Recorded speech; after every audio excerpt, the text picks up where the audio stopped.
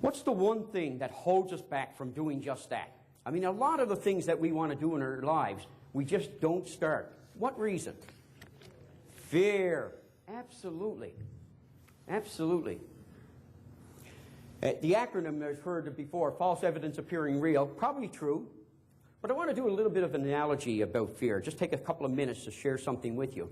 And I want you to imagine that I've got a beam going right across this room. It's a great, big, solid 8x8 beam. And I'm going to give each and every one of you $10 if you'll attempt to walk across that beam. How many will take me up on that offer? Sitting on the floor, come on, get your hands up. Oh, come on, it's on the floor. You know you're going to take my money, right? If I'm foolish enough to give it to you, you're going to take it. And I'm willing to bet each and every one of you will walk across that 8-inch beam without any problem whatsoever, right?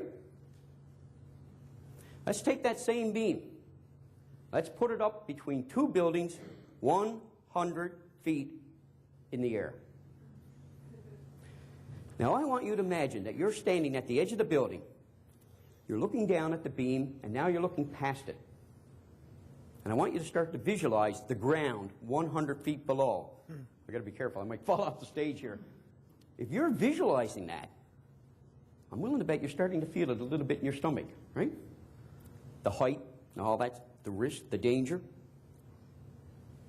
I'm going to offer you another $10. Each and every one of you, $10 if you go across that beam again. You already got 10 from me when it was on the ground, right? How many are going to go across that beam? Oh, we got a couple of brave souls. Daredevils in the audience. All right? But not as many as when I had it on the ground. How about if I offer you $10,000? Book sales are good, you know. Huh? $10,000. How many would attempt to go across that beam? How many would start to think about it? Yeah, come on. All right? So what's changed? Motivation, yeah. It's beginning to be, and the reward. It's beginning to become worth the risk. So if we're going to do something in our lives, if we want to stretch our comfort zone, we need to assess, is it truly worth the risk? And if it is, get on with it. But if it's not, don't trouble yourself with it. Put it behind and move on to something else.